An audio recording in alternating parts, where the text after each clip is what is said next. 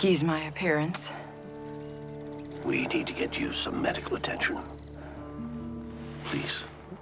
There were cholera outbreaks in the Indian villages. There were dysentery outbreaks in Hell on Wheels that caused work stoppages, and people died all the time just from dehydration. What the hell is going on here? You drink when I tell you to drink. There were doctors, but they were the worst end of things. Medicine, non-existent.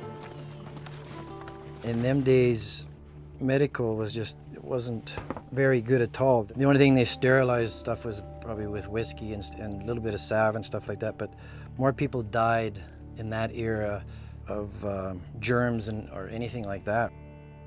She took an arrow to the shoulder. I'm trying to take her to the railroad to see the doctor. We do have a very crude field operation that takes place in episode 103, where our character Lily has a little piece of an arrow stuck in her shoulder and she's got an infection.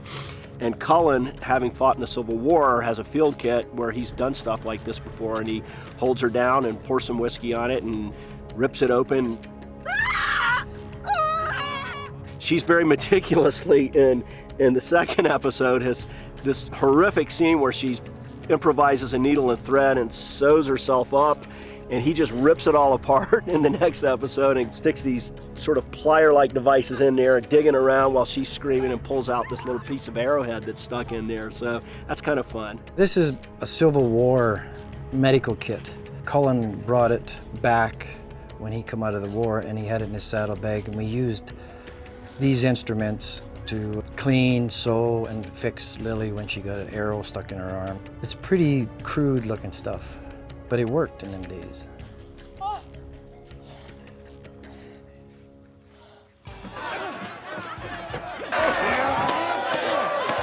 It was one-stop shopping for these men working on the railroad. In the biggest tent at one of the original Hell on Wheels, along one wall is the bar, and then in the back were these cordoned off little canvas rooms where the working women performed their services. And behind that was where the doctor could give you a shot of some kind for any diseases you might have picked up in the tents. Life was dirty and unpleasant and filled with vice. First thing I'd do is get you a carpenter to lay some floorboards. Otherwise, you'll be saying hello to Mr. Trenchfoot. I'm well acquainted with Trenchfoot. We do have a bathhouse in the show, and the joke with the bathhouse is it's a nickel if you want clean water, but if you use someone else's water after they're done, it's a penny. These workers would go, I don't know, ages and ages without taking a bath or washing their clothes. Life on Hell on Wheels, well, we reference, the population one less every day, pretty accurate. There were frequent murders, and you get murdered for looking at a guy the wrong way. And there are a lot of reports of a dead body laying on the street in the mud at Hell on Wheels. And it might sit there for 4 hours, and nothing would happen except maybe the money would be stolen out of his pants. And that was life in Hell on Wheels. The element of human labor is what was ground into profit by these robber barons like Durant. Those freed slaves worked twice as hard for half the pay. These financiers that came through, they didn't care. There was always someone to replace them.